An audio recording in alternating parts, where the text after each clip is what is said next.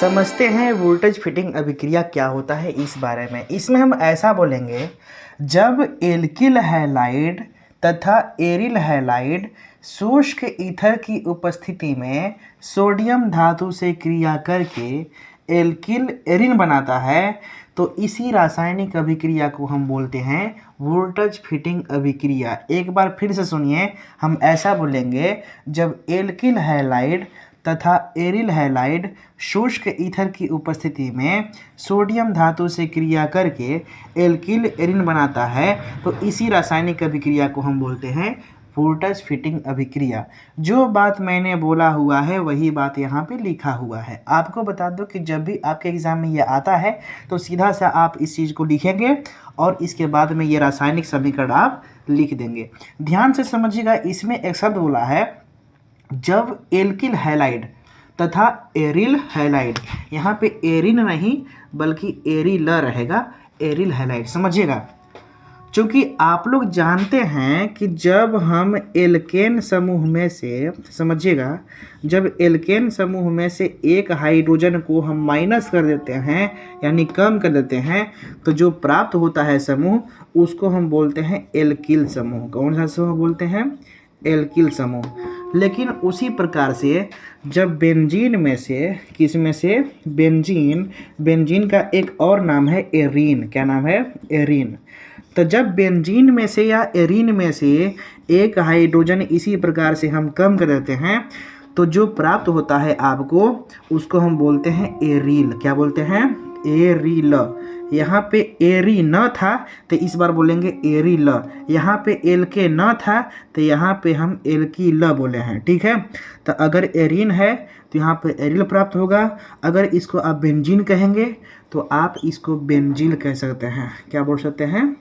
बेंजील कह सकते हैं। ठीक है, तो ध्यान से ये समझिएगा कि इसमें बोला है कि जब एल्किल हैलाइड, एल्किल का मतलब ये एल्केन में से एक हाइड्रोजन कम है ना, तो एल्केन का सामान्य सूत्र क्या होता है बाबू? तो CnH2n+2 होता है, लेकिन एल्किल का सामान्य सूत्र होता है CnH2n+1। यहाँ पे एक हाइड्रोजन अधिक है और यहाँ पे एक हाइड्रोजन कम है। ठीक इसी प्रकार से बेंजीन या एरिन का सूत्र होता है C6H6, लेकिन अगर एरिल और बेंजीन की बात करें तो इसमें एक हाइड्रोजन इसी प्रकार से कम रहेगा, यानी C6H5। यहाँ पे 6 है तो यहाँ पे हम क्या कर देंगे? 5। ठीक है, लेकिन एक शब्द यहाँ पे क्या है कि एल्किल के साथ हैलाइड जुड़ा रहेगा और एरिल के साथ भी हैलाइड जुड़ा रहेगा। हैलाइड का मतलब हम समझेंगे हैलोजन ग्रुप के तत्व। आपको पता होना चाहिए कि हैलोजन ग्रुप के तत्व को आप एक्स से दिखाते हैं और इसमें मुख्य 4 तत्व आते हैं। पहला क्लोरीन, दूसरा ब्रोमीन, तीसरा आयोडीन और चौथा फ्लोरीन। ये 4 तत्वों को हम बोलते हैं हैलाइड या हैलोजन। ठीक है, तो इसका मतलब ये है, कहना ये चाह रहे हैं कि जब एल्किल हैलाइड को, यानी एल्किल समूह में जब हैलाइड को आप जोड़ेंगे, एल्किल समूह को हम R से दिखाते हैं। किसे? R से। और एरिल को आप R' से दिखा सकते हैं। ठीक है, एल्किल को बोलेंगे क्या चीज़? R से, और एरिल को हम दिखाएंगे R' से। तो जब एल्किल समूह में ये हैलोजन ग्रुप के तत्व हम जोड़ देंगे, यानी R के साथ हम जोड़ देंगे ये वाला हैलोजन ग्रुप के तत्व, तो इसको बोलेंगे एल्किल हैलाइड। क्या बोलेंगे? एल्किल। एक सेकेंड, यहाँ गलती लिख दिया। एल्किल, अरे कैसे लिखूँ इसको? लिखूँगा ऐसे, एल्किल हैलाइड। ठीक इसी प्रकार से जब इस R' के साथ जब हम ये X को जोड़ देंगे हाइड्रोजन ग्रुप के तत्व, तो इसको बोलेंगे एरिल हैलाइड या बेंजील हैलाइड, लेकिन इसको बोलेंगे हम एरिल हैलाइड। ध्यान से समझिएगा, यानी कि जब एल्किल हैलाइड और एरिल हैलाइड के मिश्रण, यानी एल्किल हैलाइड और एरिल हैलाइड के मिश्रण को शुष्क ईथर की उपस्थिति में सोडियम धातु से, देखो ये RX क्या है? एल्किल हैलाइड है, और R' जो है ये एरिल हैलाइड है। आपका मन है तो आप RX लिखिए तब भी काम चलेगा, या आप x का पहले लिख दीजिए और r बाद में, तभी काम चल जाएगा, कोई दिक्कत नहीं है। ये r डैश के साथ x जुड़ा हुआ है तो हम समझेंगे ये एरिल हैलाइड है। r डैश को हम बोले हैं कि एरिल से दिखाइएगा ना, तो इसमें ये बोला गया है कि जब एल्किल हैलाइड और एरिल हैलाइड दोनों का मिश्रण को शुष्क ईथर की उपस्थिति में सोडियम धातु के साथ क्रिया करता है तो एल्किल एरिन बनाता है। इसका मतलब अभी आपको समझा रहे हैं, ध्यान से समझिएगा। तो यहाँ पे सबसे पहले देखा जाए तो यहाँ पर रिएक्शन कैसे हुआ है ना, तो यहाँ से अगर देखा जाए तो ये वाला पार्ट जो है आपस में जुड़ गया है और ये इससे जुड़ गया है, यानी R के साथ R डैश, यानी R के साथ R डैश जुड़ा हुआ है प्लस Na के साथ X, तो यहाँ पे लिखेंगे NaX, ठीक है। इसको संतुलित करके देख लो भाई, यहाँ पे X एक ठो है, यहाँ पे एक ठो कितना है, दो ठो, यहाँ पे केवल एक ठो है, तो इसको दो ठो करने के लिए यहाँ पे दूसरे हम गुणा कर देंगे, तो इसका मतलब दो ठो हो गया। लेकिन सोडियम यहाँ पे दो ठो हो गया, लेकिन यहाँ पे कितना है, एक ही ठो, तो यहाँ पे हम दो कर देंगे, इसका मतलब दो ठो सोडियम भी हो गया है ना, यानी समीकरण संतुलित है। तो क्या बनाने के लिए कहा है कि एल्किल एरिन बनता है, तो इसको बोलेंगे एल्किल एरिन, क्योंकि एल्किल यहाँ पे R को दिखाते हैं और R डैश को हम एरिल बोलते हैं, लेकिन जब आपस में जुड़ जाएंगे तो इसको एरिल ना बोलकर इसको एरिन बोलेंगे, ठीक है। तो यानी कि एल्किल एरिन, और इसको क्या बोलेंगे, सोडियम हैलाइड, ये N ऐसे सोडियम होता है और X को हम बोले हैं कि हाइड्रोजन ग्रुप का तत्व है, इसलिए इसको हैलाइड बोलेंगे, तो ये हो जाएगा सोडियम हैलाइड।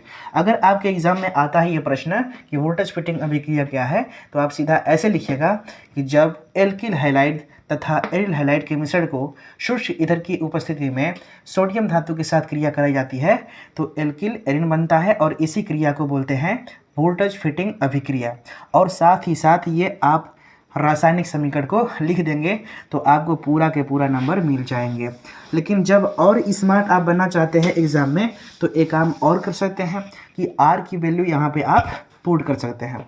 जब R की वैल्यू आप पुट करेंगे तो क्या होगा, यहाँ पे एल्किल ग्रुप के तत्व लिखो यौगिक, तो यहाँ पे आप लिख सकते हैं अपने मन से CH3 या C2H5 या C3H7 या C4H9, इस प्रकार से ना। तो मैं मान के चलता हूँ कि R की वैल्यू यहाँ पे CH3 मैंने रखा है, ठीक है। तो यहाँ पे X है, X का मतलब हाइड्रोजन ग्रुप के तत्व, तो हाइड्रोजन ग्रुप के तत्व में आता है क्लोरीन, ब्रोमीन, आयोडीन और फ्लोरीन, ठीक है। तो मैं मान के चलता हूँ कि यहाँ पे Cl रखा हुआ हूँ, ओके। प्लस है तो प्लस करो, यहाँ पे 2Na है तो 2Na करो, प्लस यहाँ पे जो X है इसको हमने Cl माना है तो यहाँ पे हम Cl रख देंगे। और ये R डैश क्या है, एरिल है, एरिल को मैंने बताया है आपको कि C6H5 लिखो, यही ना। फिर इधर क्या है, शुष्क ईथर, यहाँ पर लिख देंगे शुष्क ईथर, और साथ ही साथ ये त्रिभुज का चिन्ह लगा देंगे, इसका मतलब कि हम गर्म कर रहे हैं। तो इसका मतलब जब R के साथ R जुड़ेगा तो यहाँ वाला जो पोर्शन है आपस में जुड़ जाएगा और ये इसके साथ जुड़ जाएगा, यानी इसके साथ ये वाला जुड़ेगा, यानी C6H5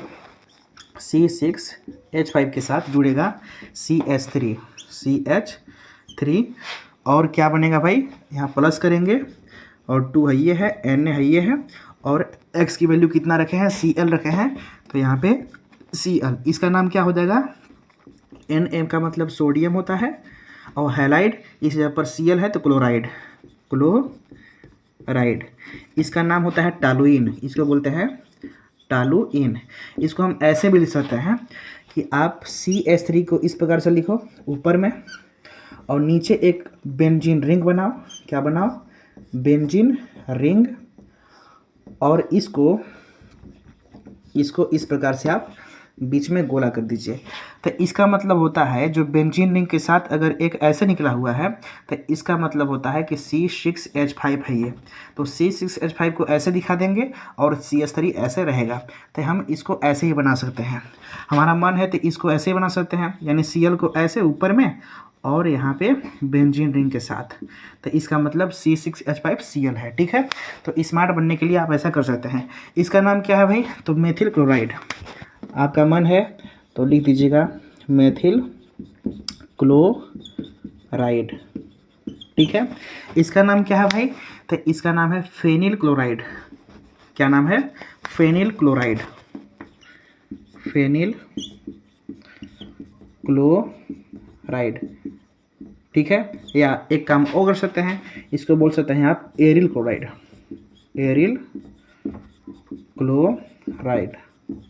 एक और नाम लिखेंगे तो एक और लिख सकते हैं बेंजील क्लोराइड, बेंजील क्लोराइड। अगर एक और नाम लिखना चाहते हैं तो IUPAC नाम लिख दीजिए। कैसे लिखेंगे? क्लोरोबेंजीन। क्या लिखेंगे? क्लोरोबेंजीन। या एक और नाम लिखना चाहते हैं तो आप लिख सकते हैं क्लोरो एरीन, एरीन। ठीक है, यानी इसका हमने 5 नाम बताया है आपको। ठीक है, तो आपको सीधा सीधा कुछ नहीं करना है। आपको अगर ये सब क्या बोलते हैं कि रासायनिक अभिक्रिया का जो क्रिया विधि है, ये वाला प्रोसेस यदि आपको पता है तो आसानी के साथ इसका एग्जाम्पल आप लिख सकते हैं। आपके एग्जाम में आता है तो इसको लिख लीजिएगा। ये बहुत ही इंपॉर्टेंट रिएक्शन है आपके एग्जाम के लिए, VIP, वेरी इंपॉर्टेंट। जब एक और इसका छोटा भाई है जिसका नाम है वोल्टेज अभिक्रिया, एक होता है वोल्टेज अभिक्रिया, एक होता है वोल्टेज फिटिंग अभिक्रिया। तो वोल्टेज अभिक्रिया में भी शुष्क ईथर चाहिए होता है और ये सेम रिएक्शन रहेंगे, बस वहाँ पे एरिल हैलाइड नहीं रहेगा, यहाँ पे सेम यही वाला चीज़ 2 बार रहेगा, एल्किल हैलाइड 2 बार। यहाँ जो ये वाला है वही चीज़ यहाँ भी रहेगा वोल्टेज अभिक्रिया में, लेकिन वोल्टेज फिटिंग अभिक्रिया में ये वाला चीज़ एक बार नहीं रहेगा, इसी जगह पर क्या रहेगा? Aryl halide. ठीक है, तो मैं उम्मीद कर सकता हूँ कि आपको वोल्टेज फिटिंग अभिक्रिया समझ में आ चुकी होगी। तो अगर हमारे इस चैनल पे आप नए हैं तो सब्सक्राइब करिए और हमसे जुड़िए, और ताकि मैं आपको बेहतरीन वीडियोस प्रोवाइड कर सकूँ। Thank you so much watching for this video. मिलते हैं नेक्स्ट वीडियो में नए टॉपिक के साथ, तब तक के लिए आप अपना ख्याल रखिए। जय हिंद।